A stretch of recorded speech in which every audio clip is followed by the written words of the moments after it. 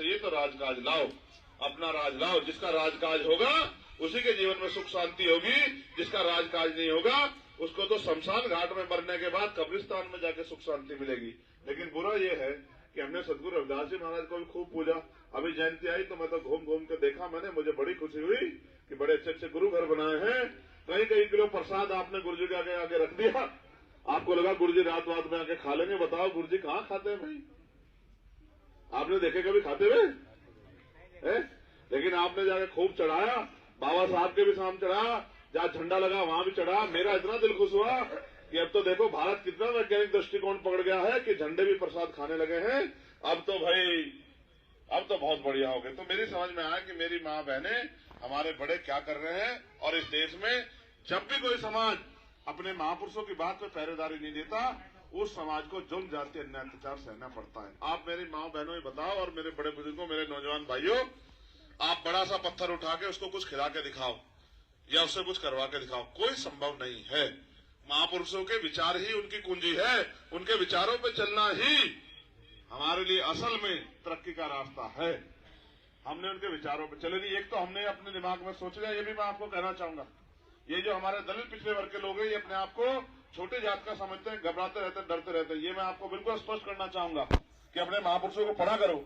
जैसे सदगुरु रविदास जी महाराज ने कहा, रविदास जन्म के कारणे होत न कोई नीच, नर को नीच कर डारी है ओछे कर्म की प्रीत। कि कोई जन्म के कारण जाति कारण नीचा नहीं होता है, आदमी कर्म के कारण नीचे होता है। हमारे यहाँ इस देश में जाति व्यवस्था है, जाति के आधार पर कुछ लोग ऊंचे हैं, जन्म के आधार पर कुछ लोगों को नीचा कहा गया है। पाल प्रजापति कश्यप सैनी, जाट साक्य मौर्य कुशवाहा, सैन विश्वकर्मा के और 5 चमार वाल्मीकि पास धोबी गोरी खट्टी के लोगों को लगता है कि भाई हम तो जात के आधार पर नीचे हैं, हमने तो बुरे कर्म किए होंगे। आप ये बताओ, जिंदा जो है जाता नहीं है और मरने वाला आके बताता नहीं कि कहाँ गया था, तो आपको क्या पता कि भाई देश में क्या हो रहा है। हमारे महापुरुषों ने समय समय में रास्ता दिखाया। भगवान बुद्ध ने कहा कि मृत्यु अटल है, मृत्यु निश्चित है, और उन्होंने ये भी कहा कि कोई जो है ईश्वर नहीं है। उन्होंने इस बात को स्पष्ट किया, अपो दीपो भवो, अपना दीपक स्वयं बनो। अपने रास्ते तरक्की के हों या गुलामी के, आपको तय करना है। सुबह 2 घंटी बजेगी, एक मंदिर की और एक स्कूल की। आपको तय करना अपने बच्चों को कहाँ भेजना और आपको कहाँ जाना है। तो बाबा साहब अम्बेडकर ने हमें रास्ता दिखाया, और उन बाबा साहब अम्बेडकर के विचारों का कत्ल करके आज हम सोचते हैं कि हमारी तरक्की हो जाएगी। बाबा साहब ने अपने 4-4 बच्चों की कुर्बानी देके, मेरी माएं बैठी हैं, एक बच्चे को नखून कट जाए ना तो आप रो पड़ोगे, आपकी आंखों के आंसू नहीं थमेंगे। बच्चे कुछ हो जाए बुखार बीमार तो उसका पिता रो पड़ेगा। बाबा साहब ने अपने 4-4 बच्चों को कुर्बानी दी, इसलिए बाबा साहब को मानते हैं, इसलिए उनकी स्टेचू लगाई कि उनका बेटा मरा हुआ पड़ा था। अपने बेटे को छोड़ के वो गोलमेज कॉन्फ्रेंस में लंदन गए हमारे लिए, ये कहते हुए अपनी पत्नी को कि रमा, अगर राजरत्न की एक राजरत्न की परवाह करूंगा तो मेरे करोड़ों राजरत्न इस देश में भूखे प्यासे मर जाएंगे, मुझे उनकी चिंता है। इसलिए बाबा साहब अम्बेडकर को नमन करते हैं। ये ऐसे नमन नहीं करते जैसा जो दिनेश बता रहा था कि भाजपा के लोगों ने सतगुरु जी की फोटो लगा ली और भाजपा के लोगों ने बाबा साहब अम्बेडकर की फोटो लगा ली, और यही बराबर में रामपुर मिलक में बाबा साहब के पार्क के ऊपर एक दलित समाज के बच्चे को सरकार की पुलिस ने गोली मार के उसका भेजा पाड़ दिया। उसकी मां चिल्लाती रही, उसका 17 साल का बच्चा जो 10वीं में था उसकी जान ले ली, और 2 बच्चों के पैर में गोली लगी। और जो ऐसी गांव की महिला विरोध करने आई, कोई महिला ऐसी नहीं छोड़ी जिसको पीटा ना हो पुलिस की लाठियों से। ये बाबा साहब की फोटो लगा के, बाबा साहब सतगुरु रविदास जी महाराज की फोटो लगा के, भगवान वाल्मीकि महाराज की फोटो लगा के, गुरु नानक देव संत कबीर की फोटो लगा के, महापुरुषों की फोटो लगा के बहुत सारे लोग आएंगे, लेकिन जो उनके विचारों पे नहीं चलेगा वो सिर्फ उनका फायदा उठाने का काम करेगा।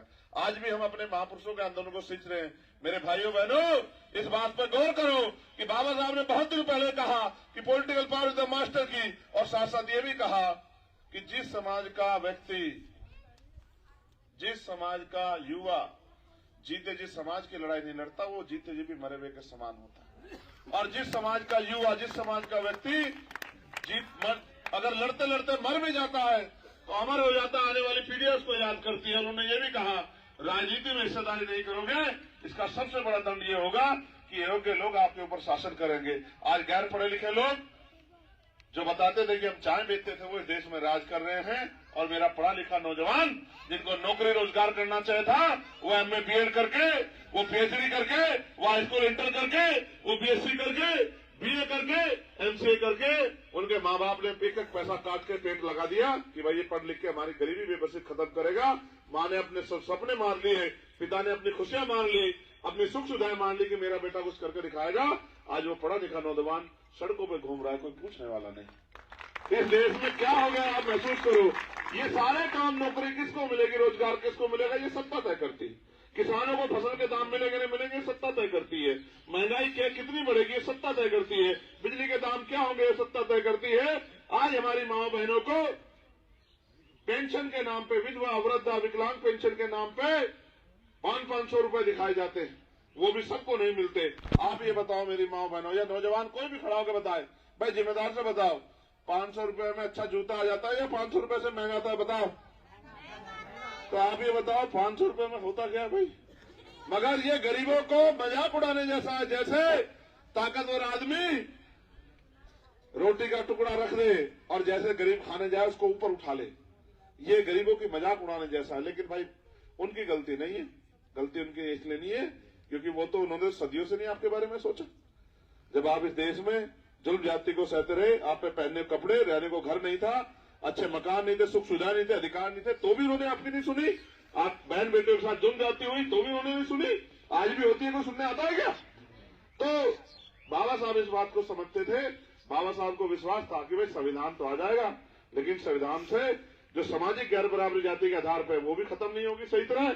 और जब तक कानून को लागू कराने वाले हाथ हमारे नहीं होंगे तो आर्थिक गैर बराबरी, एक आदमी इतना अमीर है कि उस पर रखने की जगह नहीं और एक आदमी इतना गरीब है जिसमें खाने के लिए रोटी भी नहीं, एक आदमी इतना अमीर है कि उस पर कितने लिए जमीन है उसको ये भी नहीं पता, और एक आदमी इतना गरीब है जिस पर रहने के लिए मकान भी नहीं। एक आदमी ऐसा है जिसके जानवर भी देसी घी खाते हैं, जिसके जानवर भी एसी के कमरों में रहते हैं, जिसके जानवर भी बड़ी बड़ी गाड़ियों में घूमते हैं, और एक ये भी इस देश का समाज है जिन पे 2 पहियों की गाड़ी भी नहीं है, जिन पे 4 पहियों की गाड़ी। और बहुत से तो छोड़ो, बनाने वाले ने इस तरह का व्यवस्था बनाई कि मैं शहरों में जब जाता हूं तो देखता हूं, गली देख के पता लग जाता है कौन से जाति धर्म के लोग यहाँ रहते हैं। जिनकी गली छोटी छोटी हो, जिसमें 4 पहियों गाड़ी बड़ी मुश्किल से घुस जाए, वहां अति पिछड़ी जातियों के लोग रहते हैं। और जहां 4 पहियों गाड़ी घुसे ना, वहां चमार वाल्मीकि पासी धोबी कोरी खटीक रहते हैं। आप चेक करवा के देख लेना अपनी बच्चियों में जाके शहर में। आज मैं आपको कह रहा हूं, आप जाके देख लेना, मेरी बात गलत हो, ठीक है। जिन गलियों में 4 पहियों गाड़ी घुस ना पाए, उनको पता था कि हम इनको इस तरह के हालात में रखेंगे भूखे नंगे कि इन पर 4 पहियों गाड़ी होगी नहीं तो इनकी क्या हैसियत गाड़ी ले आएंगे। ये तो बाबा साहब अम्बेडकर का संविधान है कि आज मेरे जैसा व्यक्ति प्राइमरी स्कूल के हेडमास्टर का बेटा बढ़िया जैकेट पहन के, बढ़िया जूते पहन के, बढ़िया गाड़ी में चल रहा है। ये तो बाबा साहब अम्बेडकर का अधिकार है कि आज हम बनते जी से लेकर सब लोग कुर्सी पर बैठे हैं। जिन लोगों को मटकी छूने पर जिनकी हत्या होती थी, घोड़ी पे बैठने पर जिनकी हत्या होती थी, मूछे रखने पे आज भी हत्या होती, देखी नहीं देखी राजस्थान में जितेंद्र मेघवाल की हत्या की नहीं की मूछे रखने पे। आपने देखा इंद्र मेघवाल को मटकी छूने में मास्टर ने हत्या की नहीं की। जिनकी आज भी जिनके साथ इतना जुल्म होता है उनको कुर्सी पे बैठने कौन दे रहे थे। तो बाबा साहब का संविधान है, धन्य हो बाबा साहब, और बहुत बहुत बधाई बाबा साहब को। लेकिन बाबा साहब के औलादों, मुझे ये भी बताओ कि जब बाबा साहब वोट का अधिकार दे के गए हैं तो आपकी जुल्म जाति गरीबी बेबसी खत्म क्यों नहीं हो रही। इस देश में अमीरों के अलग चोचले हैं, ठीक है। मैं अमीरों को बुरा नहीं कहना चाहता, लेकिन मैं अपने लोगों की कमी मानता हूं। बाबा साहब आपको वोट का अधिकार देकर ये कहा कि वोट हमारा, राज तुम्हारा, नहीं चलेगा नहीं चलेगा, लेकिन हमने भी वोट इस आधार पर दिया कि भाई किसी का राज बन जाए, हमारे हिस्से में भी 2 रोटी आ जाए। आप ये बताओ क्या हम इस देश में 2 रोटी खाने के लिए पैदा हुए? 2 रोटी तो जानवर भी खा रहे हैं। आपका पशु नहीं खाता भोजन? खाता नहीं खाता है? फिर ये तो देखो, महापुरुषों ने कहा जीवन जीना कोई बड़ी बात नहीं है, जीवन जीना कोई बड़ी बात नहीं, बड़ी बात है स्वाभिमान सम्मान के साथ जीना। क्या आपके कोई सपने नहीं है? क्या आप नहीं चाहते कि आपके घरों के हालात सुधरे? क्या आप नहीं चाहते आपको रोजगार मिले? क्या आप नहीं चाहते आपको नौकरी मिले? क्या आप नहीं चाहते गरीबों के बच्चों को भी डॉक्टर, इंजीनियर, आईएएस, आईपीएस बनने के लिए पढ़ाई की व्यवस्था हो? आप नहीं चाहते या कोचिंग सेंटर खुले? आप नहीं चाहते आपकी सड़कें अच्छी हो? आप नहीं चाहते अच्छी बिजली पानी की व्यवस्था हो? आप देश भर में जाकर देखो, साफ पानी पीने की व्यवस्था आज भी नहीं है। आपके घरों, कितने घरों में आरओ लगे? जरा हाथ खड़ा करो। जिनके घरों में आरओ लगे हैं, साफ पानी पीने का हाथ खड़ा करके बताओ मुझे, गाँव के। तो आपको नहीं पता कि नीचे का पानी खराब हो गया है। ये पानी बहुत जगह चेक कराओगे, जहर का काम कर रहा है। आप समझो, अमीर नहाते भी एक गीजर के उसके पानी में, आरओ के पानी में, और आपको पीने के लिए भी आपको ये पानी वो करना पड़ता है। फिर मैं आपसे कह रहा हूँ, इस देश में उन्हीं की हैसियत होती है, उन्हीं की बात होती है जिन पर राजकाज होता है। राजकाज आपसे ज्यादा दूर नहीं है। आपने राजकाज को दूर हटाया, क्योंकि देखो, जब वोट का अधिकार बाबा साहब ने, इस बात पर गौर करना, इस बात को सुने बगैर बात नहीं बनेगी। जब बाबा साहब ने वोट का अधिकार दिलाया तो दुश्मन बड़ा शातिर था। दुश्मन ने कहा, भाई ऐसे तो इनका राज आ जाएगा, तो हमारी गुलामी कौन, बेबसी, हमारी लाचारी कौन करेगा, हमारी बेगारी कौन करेगा। तो उन्होंने कहा, इनके पास वोट है, हमारे पास नोट है, इनकी वोट को हम नोट से खरीद लें। लंबे समय तक ये चलता रहा और बाबा साहब समझाते समझाते चले गए। जब वो चले गए, क्योंकि हमारे लोगों को भी जब महापुरुष चले जाते तभी याद आती है उनकी बात। तब वो कहते बाबा साहब 10 साल जी जाते, 20 साल जी जाते। तो बाबा साहब तो चले गए। बाबा साहब के जाने के बाद आंदोलन रुक गया और फिर 66 के करीब एक और रहबर, जो क्लास 1 के साइंटिस्ट थे, क्लास 1 के अधिकारी थे, मान्यवर काशीराम साहब, उन्होंने बाबा साहब को पढ़ लिया। दीनामाना वाल्मीकि साहब ने उनको एक किताब दी, एनिहिलेशन ऑफ कास्ट, जाति का विनाश। आपने पढ़ी किसी ने? बताओ, पढ़ी तो क्यों पढ़ोगे आप महापुरुषों की किताब? क्या जरूरत है पढ़ने की? नहीं पढ़ोगे तो ज्ञान कहां से हासिल होगा? ज्ञान नहीं होगा तो बोलोगे क्या? बोलोगे नहीं तो क्या समाज को समझाओगे क्या? तो एनिहिलेशन ऑफ कास्ट पढ़ी तो रो पड़े मान्यवर काशीराम साहब। एक किताब को 3 बार पढ़ी, साइंटिस्ट थे, नौकरी को लात मारी और समाज में उतर गए, समाज को समझाने लगे। तो समाज कहने लगा, भाई ये तो आदमी पागल हो गया, हमें पागल करेगा, भाई तो अपना काम कर ले। लेकिन मान्यवर काशीराम साहब ने हार नहीं मानी, बहुत अपमान सहे, बहुत आरोप सहे, गली गली घूमते रहे, लोगों को समझाते रहे। एक वो भी समय आया कि मान्यवर काशीराम के नाम से ये भारत की राजनीति ऐसे चक्के पे चलने लगी, ऐसे चक्के पे चलने लगी कि हर कोई अगर याद करता, अगर किसी की जरूरत कोई महसूस करता, तो मान्यवर काशीराम साहब के पास आता कि साहब हमारी जिंदगी बदल दो। वो भी समय देश ने देखा, लेकिन वो भी 2006 में चले गए। फिर उनके जो नेता हैं उन्होंने भी इस काम को बंद कर दिया। तो 2014 में इस काम की जिम्मेदारी भीम आर्मी के लोगों ने उठा ली। आज उसी काम को जो बाबा साहब अम्बेडकर अधूरा छोड़ गए, आज उसी काम को जो मान्यवर काशीराम साहब अधूरा छोड़ गए, उसी काम को जिम्मेदारी उठा के पिछले 10 साल से भीम आर्मी के लोग गली गली जाके समाज के ऊपर होने वाले जुल्म जाति में उनकी मदद करने का काम करते हैं और जालिम का मुकाबला आंख से आंख मिलाकर करते हैं। आज इतनी ताकत पैदा हो गई है कि आप एक गरीब का बेटा, मजदूर का बेटा, किसान का बेटा थाने में जाके एसएचओ से, सीओ से, एसपी से आंख मिला के बात करता है और अपने अधिकारों के बारे में पूछता है। और ये पूछता है किस अधिकार पे आप गरीबों पे जुल्म कर रहे हो। ये ताकत पैदा कर दी है भीम आर्मी ने। लेकिन दुश्मन भी तो बड़ा चालाक। मान्यवर काशीराम साहब ने नारा दिया, उन्होंने समझ लिया कि समाज का वोट बिक रहा है। वो गली गली गए, उन्होंने कहा, भाई सुनो, वोट की रक्षा ऐसे करनी जैसे बहन बेटी की रक्षा की जाती है। वोट को बेचना नहीं होता। वोट का अधिकार तो गुलामी से मुक्ति के लिए मिला है, इसलिए हमें वोट को बेचना नहीं, वोट को हमें संभाल के, वोट को हमें हिफाजत करके और सौंपना है उस आदमी को जिसपे भरोसा कर ले कि ये हमारी वोट लेके हमसे गद्दारी। तो जब ये मान्यवर काशीराम साहब ने तैयार किया तो नेता भी पैदा हुए हमारे बीच बहुत सारे। लेकिन जब मान्यवर काशीराम साहब ने करते, दुश्मन भी कुछ सोच रहा होगा, नहीं सोच रहा होगा। तो दुश्मन ने क्या किया? दुश्मन लिया मशीन, उसने कहा, दो किसी को वोट आएगी हमारे खाते में। समझ रहे हो? दुश्मन भी तो चालाक है या नहीं है? दुश्मन को देखो मैं क्या, जो लोग राजकाज में बैठ रहे हैं, सुन लो मेरे भाइयों, एक गज जमीन अगर कोई किसी ने आपके दबा रखी तो इतनी आसानी से नहीं छोड़ेगा। बताओ, छोड़ देगा क्या? नहीं छोड़ेगा ना। तो आप सोचो, जो राजकाज में बैठा वो राजकाज कैसे छोड़ दे? वो लिया मशीन। जब वो मशीन ले आया तो हमारे लोग भी समझदार थे, वो लोग उन्होंने कहा, भाई वोट की चोरी हो रही, तो उन्होंने लगवा दी उसमें वीवीपैट कि भाई देखो, वीवीपैट से होगी जानकारी गिनती, वीवीपैट में लगेगी पर्ची, उससे पता लगेगा वोट किस पर जा रही। मशीन का नहीं करते भरोसा। तो मगर सुप्रीम कोर्ट, हाई कोर्ट उनके सब अंडर में है, उन्होंने कहा कि भाई गिनती इनकी होगी जिसको सेकंड पार्टी कहेगी। अब सेकंड पार्टी को इतनी मजबूत है नहीं, फिर वोट की चोरी हो रही है, धोखा डाका हो रहा है। तो फिर हमने पिछले 3 महीने से एक मजबूत आंदोलन ईवीएम के खिलाफ चलाया। आपने देखा होगा, दिल्ली में लगातार आंदोलन चल रहा है और सुप्रीम कोर्ट में भी केस चल रहा है कि बाबा साहब अम्बेडकर के बच्चों कुर्बानियों से मिली वोट को हम लोग लुटने नहीं देंगे, इसको चोरी नहीं होने देंगे, इसमें डकैती नहीं पड़ने देंगे।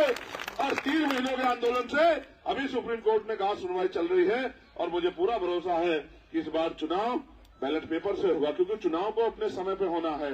तो हमने ये भी कहा कि अगर बैलेट पेपर से नहीं करा सकते तो एक काम कर दो, वीवीपैट से जो पर्चे निकलती है उस पर्ची को आप हमें दे दो, हम ये चेक कर लें जिसको वोट जिसको गई, फिर हम उसको बॉक्स में जमा कर दें। और आप मेरी बात को महसूस करके देखना, अभी चुनाव अनाउंस होगा तो चुनाव होगा 6-7 चरणों में। पहले चरण का जो वोट डाल देगा उसको इंतजार करना पड़ेगा, कम से कम 1 महीना, 1 महीने बाद आएगा परिणाम। तुम्हारा तो पहले चरण में है, तुम डाल दोगे तो 7वें चरण के बाद जब आखिरी में गिनती होगी तभी तो आएगा ना रिजल्ट। तो आप 1 महीना इंतजार करोगे। मैंने फिर इनसे कहा कि भाई बात सुनो, आप हमें ईवीएम से गिनती चाहिए, जो पर्ची हम आप उसमें डाल देंगे बक्स में, आप हमारी पर्ची गिन देना। जब हम 1.5 महीना इंतजार करेंगे और हम 5 साल इंतजार करते हैं तो हम 2 दिन और इंतजार कर लेंगे, लेकिन हमारी वोट की चोरी बंद होना चाहिए और हमारी वोट की गिनती भी वो बक्से से ही हो जाए। तो अभी सारी बातें चल रही है, लेकिन असल बात यह है कि वोट तो आपको ही देनी है। आप ही अगर किसी और को दिया होगे तो भाई फिर चंद्रशेखर आजाद कैसे कामयाब हो जाएगा? और चंद्रशेखर आजाद कामयाब नहीं होगा तो भाई चंद्रशेखर आजाद ही क्या कर देगा, आप मुझे बताओ। भाई लाठी गोली से तो दुनिया नहीं, यहां नहीं कुछ बदल रहा है। भाई लाठी से गोली से कुछ होता तो बाबा साहब वोट क्यों देके जाते? ठीक है, लाठी गोली तो उनकी हमसे ज्यादा मजबूत है, उनपे सेना है, उनपे पुलिस है, उनपे सब कुछ है। वो चाहे तो इतने कत्ल कर दे, कोई पूछेगा भी नहीं। तो इसलिए वोट की ताकत से ही हम उनको चोट दे सकते हैं। जो जुल्म उन्होंने आज तक हम पे किए, जो अधिकार उन्होंने हमारे छीने, देखो आरक्षण मिला नहीं मिला, हमें मिला है ना आरक्षण, तो आरक्षण की जरूरत ही खत्म हो जाएगी। अब सरकारी नौकरी खत्म हो जाएगी, सरकारी डिपार्टमेंट खत्म हो जाएगा, सरकारी नौकरी खत्म, सरकारी नौकरी खत्म, तो आरक्षण का क्या करोगे भाई? बताओ भाई नौजवानों, नहीं कर पाओगे ना कुछ भी। तो आप देखो पुलिस की भर्ती आई, आपके गांव से उन बच्चों ने फार्म भरा होगा, तो बेरोजगारी तो बढ़ी भी है। एक बच्चे से 400 रुपए, 48 लाख बच्चों ने फार्म भरा। बेरोजगारी का देखो आंकड़ा आप उठा के, और नौकरी कितनी? 60,000। एक बच्चे से 400 रुपए, 200 करोड़ रुपए आपकी जेब से निकाले, पेपर हो गया लीक, आप अपने घर राजी, वो अपने घर राजी, उनकी जेब में पैसा आ गया, आप ढूंढते फिरो, आपको क्या करना है? अरे ये है चोर बाजारी। 69,000 शिक्षक भर्ती हुई, अगर कोई होगा बीएड का बच्चा तो उसको पता होगा, 69,000 शिक्षक भर्ती हुई, 20,000 पदों पर डाका मार के दलित पिछड़ों का अधिकार छीन लिया। 4 दिन तक लखनऊ में लड़ता रहा, 4 दिन तक आंदोलन चला, फिर बड़ा आंदोलन हुआ, 68,800 नियुक्ति दिलाने काम किया, उनकी लिस्ट जारी हुई, एक एक बच्चा खुश हो गया, रोने लग गया कि भैया आपने जिंदगी बदल दी, आपका एहसान नहीं मानेंगे। इनके पेट में दर्द हो गया, इन्होंने कोर्ट से स्पष्ट लगा दिया। अभी भी बात चल रही है। मैं तो आपको ये पूछना चाहता हूँ भाई, पिछले 11 साल में मैंने आपकी सेवा में कोई कमी नहीं छोड़ी। क्या कभी छोड़िए क्या भाई? ईमानदार से बताओ, कोई ऐसी लड़ाई है जो आपकी ना लड़ी हो?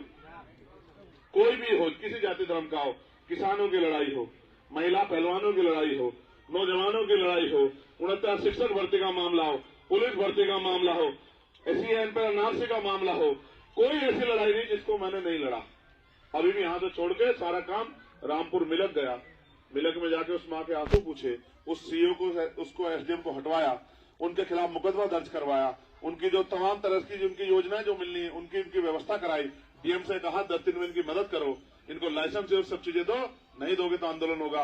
यहीं से 15 दिन पहले औरैया में एक वीडियो जारी हुई, एक बच्चे ने कहा 12 साल के कि भैया मेरे पापा को मार दिया है, आप मेरे मामा लगते चंद्रशेखर आजाद, मेरी माँ को मुझे मार देंगे, आप लोग आ जाओ। मैं सारा काम छोड़ के गया, उनकी पेंशन बंधवाई 5,000 रुपए महीना, उनके बच्चों की पढ़ाई की व्यवस्था कराई, 3 बच्चे 2 की पढ़ाई की व्यवस्था कराई, 2,500 रुपए महीना, उनके लाइसेंस की व्यवस्था कराई, उनकी सुरक्षा की व्यवस्था कराई।